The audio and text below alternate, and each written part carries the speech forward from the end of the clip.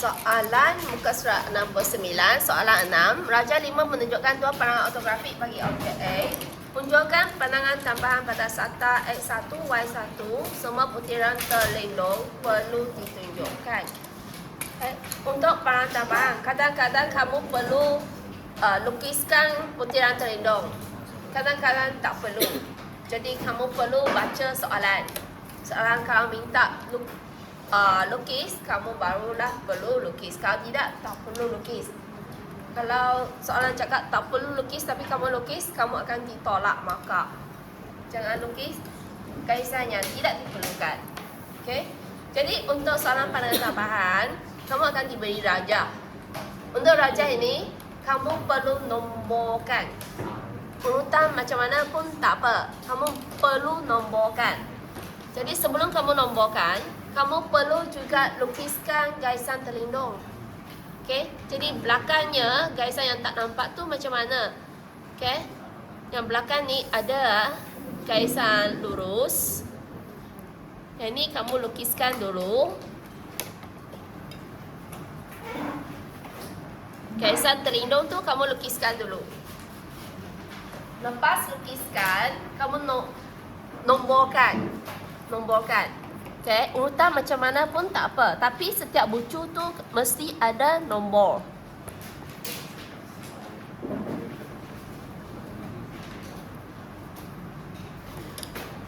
Setelah itu, kamu perlu nomborkan pada pandangan hadapan. Yang ini pandangan hadapan. Jadi kamu nampak apa dulu? Point ini ialah apa? Kamu tengok sini. Sini nampak dua dulu kan? Pandangan hadapan maksudnya kamu tengok dari sini. Tengok dari sini. Okey, kamu tengok dari sini. Pada bayang bucu ni, sini. Ini ialah sini. Jadi sini ialah apa? 2/1. Kamu nampak 2 dulu, barulah 1. So kamu letak 2/1. Sini pula 3/4. Sebab kamu nampak 3 dulu, baru nampak 4. Lepas tu sini 8/7. Sini 9/6. Sini 10/5. Lepas kamu labelkan, kamu boleh semak balik. Sebab kita takut ada point yang tertinggal. Okey, jadi kamu tengok balik. 1, 2, 3, 4, 5, 6, 7, 8, 9, 10. Semua nombor ada, maksudnya sudah betul lah. Okey, dari atas pula, kita tengok dari atas. Ini kita tengok dari atas ya. Jadi ini, point ini 2 saja. Ini 1. Ini nampak 8 dulu. Lepas tu baru nampak 3. Lepas tu sini nampak 7 dulu, baru nampak 4. Sini 6, baru nampak 5. Lepas tu 9, 10. Slash. Kemudian, okey.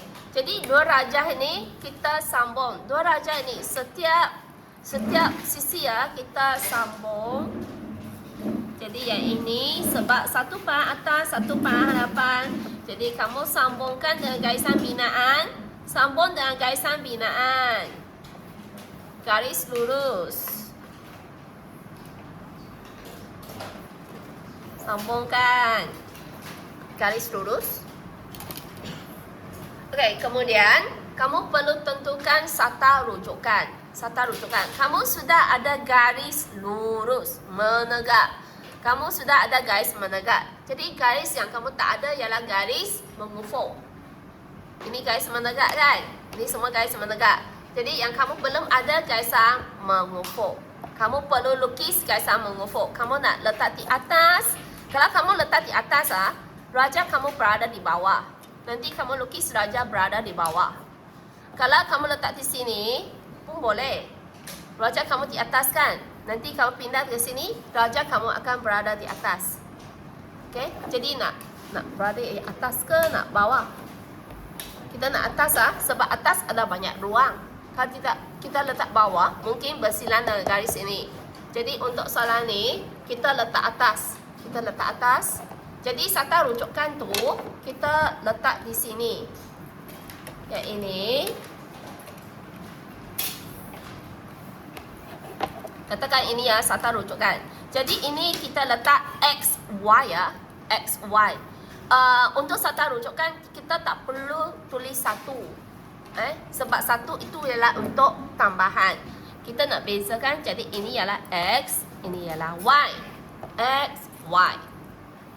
Okay, lepas tu satu lagi yang atas tu kita pilihlah yang ada point tu. Ini kita letak A. Kita tak boleh letak nombor lagi sebab ini ialah apa? Peranan tambahan jenis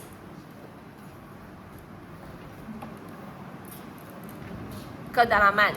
Okay, jadi kita ambil kedalaman ni ya. Okay, jadi kamu letak A. Ini satu saja, jadi A. Lepas tu, okay, sebab sata rujukan di bawah, nanti raja berada di atas. Raja akan ada di atas. Okay, jadi kita tengok sudut ni. Sudut apa? Sudut 45. Kalau sudut 45, senang. Sebab kamu tukar kedudukan sudah boleh dapat 90 darjah, kan? Jadi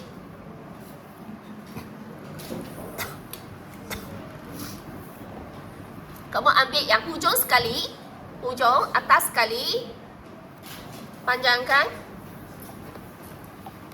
Ada tak ini 90 darjah? Kalau 90 darjah maksudnya sudah betul. Mestilah kalau sata tambahan kan, pandangan tambahan mesti 90 darjah. Okay, antara ini dan ini 90 darjah, betul lah. Okay, lepas itu yang bawah sekali ini pun sama.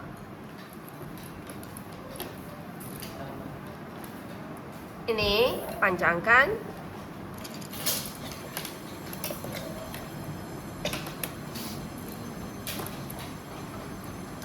Lepas tu gunakan jangka lukis.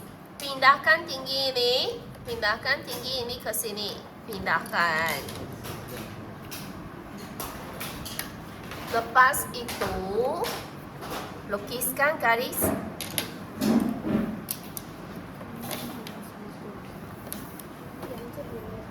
Okey, lepas tu kita mula buat plotting ah. Okey, ini 8. Kamu tengok atas sini. Ini ya. Ini X kan. Kita labelkan ini ialah A. Ini X. Ini A. Okey, kita tengok 8. 8 ada di mana? 8 ada di X. Betul tak? 8 ada di X. Jadi 8 ni ada di X. Kamu tuliskan 8 di X. Tulis. Lepas tu 7. 7 ada di mana? 7 ada di A. Jadi 7 ni ada di A. Kamu tuliskan 7 di A. Lepas tu pada raja, 8 dengan 7 ialah garis lurus. Garis lurus. Jadi 8, 7 garis lurus. Okey, seterusnya. Okey, jadi dari kiri kita buat ke kanan. Dari kiri ke kanan. Yang ini. Okey, yang ini. Lukiskan garis. Lepas tu kita tengok 9. Kamu tengok atas ni, 9 ada di X kan? Jadi labelkan 9 di X. Lepas tu 6. 6 ada di A. Okey, jadi 6 ada di A. Tuliskanlah. Jadi 9, 6 ni pun garis lurus kan? Jadi 9, 6 kamu hitamkan. Hitamkan dengan pensel HB.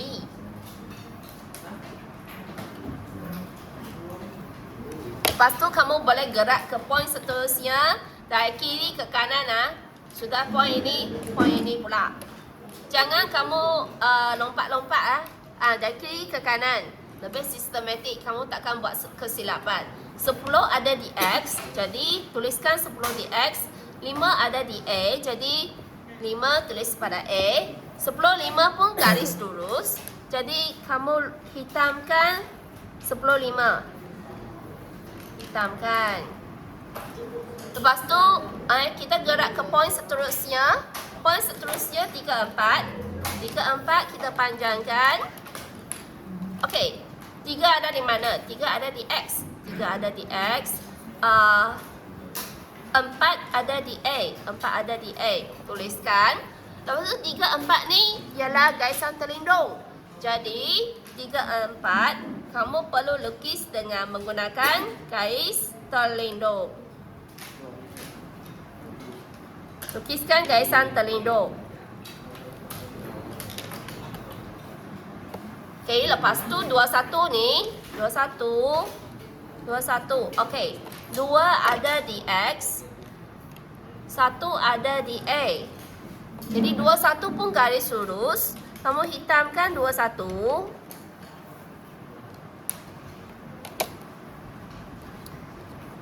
Lepas tu kamu tengok 8, 9 garis lurus.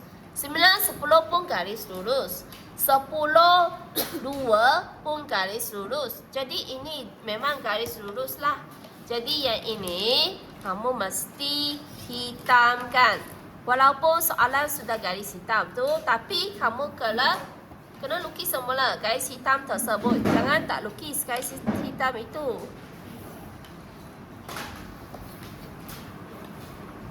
Okey, kamu tengok 7, 6 pun garis lurus, 6, 5 pun garis lurus, 5 ke 1 pun garis lurus. Jadi hitamkan sajalah garis tu. Okey, ini cara menjawab soalan ini.